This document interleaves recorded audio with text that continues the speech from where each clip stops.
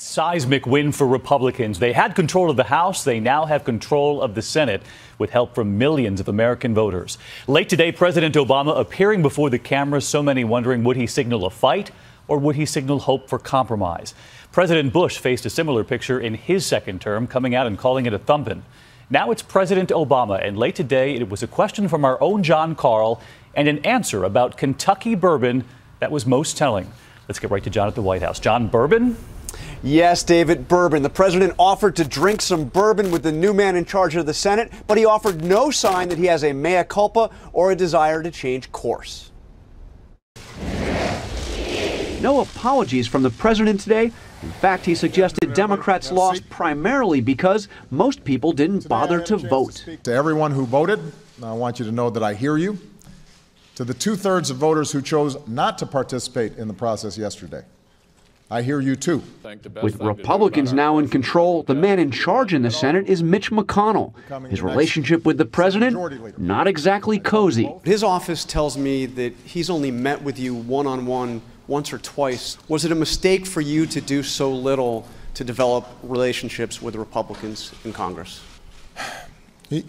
I think that every day I'm asking myself, are there some things I can do better?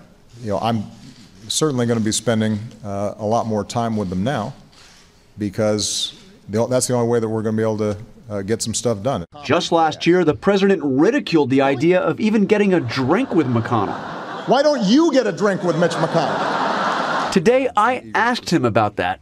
Are you going to have that drink with Mitch McConnell now that you joked about at the White House Correspondents' Dinner? You know, actually, I would enjoy having some Kentucky bourbon with Mitch McConnell. I don't know what his preferred drink is. In his press conference earlier today, McConnell said he's happy to work with the president, but... Look, the relationship I have with the president has always been cordial. My attitude about all this at this point is trust but verify. I mean, let's see.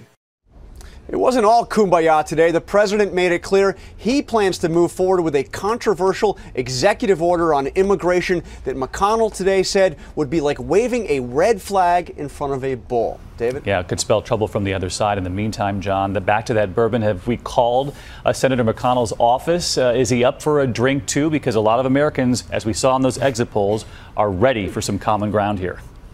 We did talk to him. There is no bourbon summit yet on the calendar, but McConnell did confirm he is a Kentucky man and he likes bourbon. So, all right, no summit yet, but we'll be on it. Jon Karl leading us off. John, thank you. Now, Pfeiffer was not able to speak at the ceremony because of injuries to his neck and voice, but his family says he is very thankful.